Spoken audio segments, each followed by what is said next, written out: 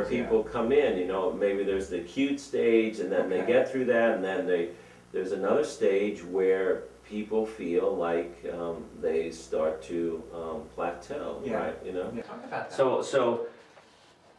But that's across the board in all human conditions. So there's a certain part in the relationship where it's so exciting and I'm so much in love and this is the person, and then 6 months later, a year later, well, what's happening? Well, I don't know, we're not getting along, I'm not sure it's the right one.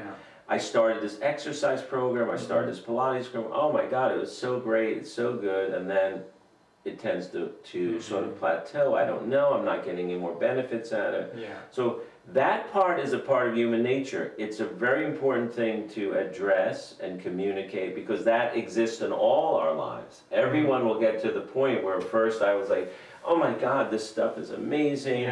Or this new drink, this Mona V or whatever, oh my God, it's helped me, it's helped my dog. I feel so amazing, and then you check with them along the line, it's like, well, I don't know, it doesn't seem to be helping me as much, but I found this new thing, I found this new drink, I found this new person, right? So that is a part of the human nature. It's part of the power also of, you have to be careful about placebo responses, because they tend to run out of gas at certain parts, right? And people don't realize they're generating.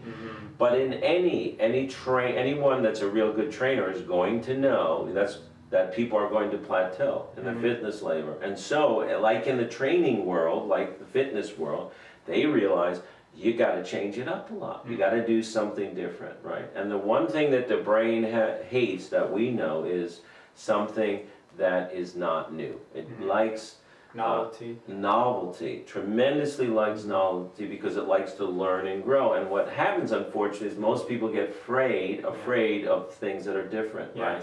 And then there's the criticism and the judgment part that comes in. Maybe this is going to work for me. Am I doing this right? Is this doing this wrong? But it's also very important for the practitioner to recognize that phase, right? In all people, no matter what you're doing, to sit down, discuss it, and see what you can feel differently. But also for that practitioner to recognize that phase in their life period. Because that stage in people's lives is across the board.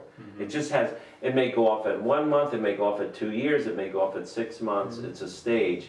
And we want to help people break through that. Because if they break through that, they don't just break through what you're doing, they break through that phenomena in life that comes up and says, hey, I'm not making any development. So the trainer may say, okay, you know what, we're going to do a completely different program now. We're going to do this, we're going to do that. You see these programs on television, right, which they sell, and they say, you'll see they're very, very different than traditional training. And the person says, you know, I worked out for years and nothing really happened, but I did PX 190 or whatever. And you'll see, they talk about shocking and changing and altering and challenging.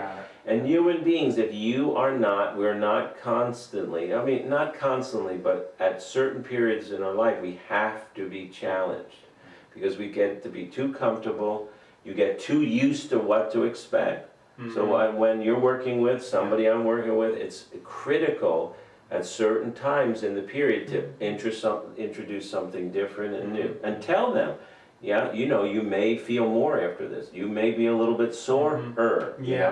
You may notice some more feelings or emotions come up. After sessions or during? During. So that's an important thing that we didn't cover. I think one of the most important thing that came out of unified therapy, what came out of network spinal analysis and many others, is once you start the process, there's going to be things that come up. Now, because people don't understand those things, they assume it's bad.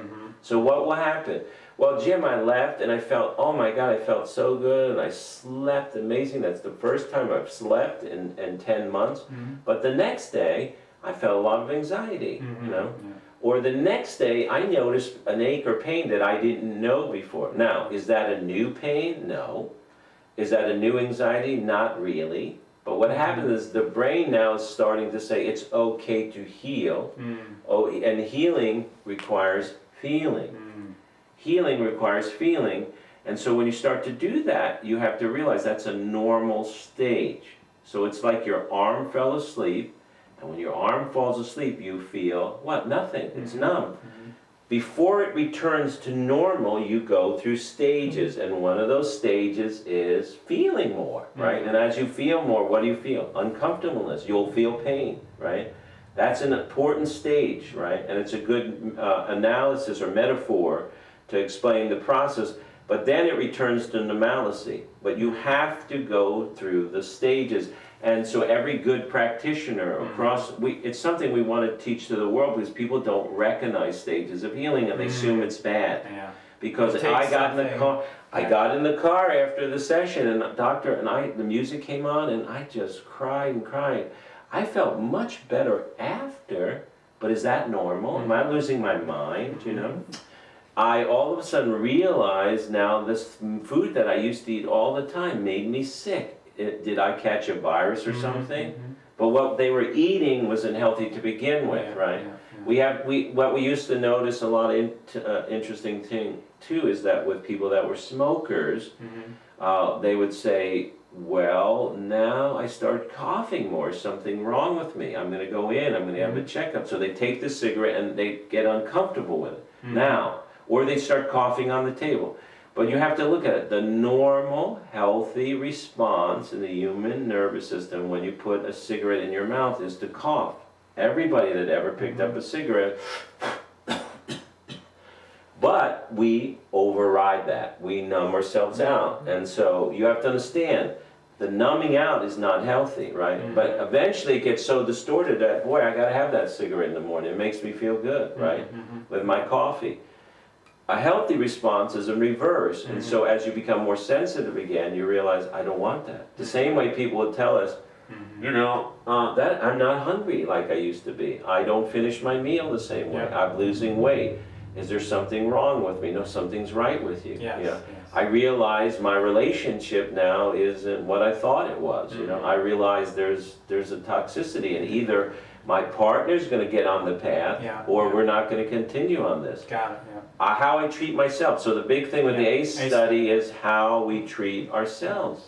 We treat ourselves as if we are sort of torturing ourselves or hurting ourselves because we were sort of tortured or stressed or hurt, right? We continue the perpetuation of that. And sadly enough, people do that to their spouses and to their family members, because we know about stress and trauma. If you don't take it out, you will continue that cycle. But it's a big thing when all of a sudden you start treating yourself, loving yourself, nourishing yourself, listening to yourself, listening that this amazing body and nervous system is very, very, very intelligent. And it will tell you when things are bad. It'll warn you. You got to pay attention to it. So when you start to feel fatigued or tired, you need to take a nap. You need to rest, not go and have a second or third cup of coffee or have 24-hour energy pill or whatever that ridiculous thing, because you know what? That is going to add to a lot of problems. It's going to burn you out. It's going to burn out the system.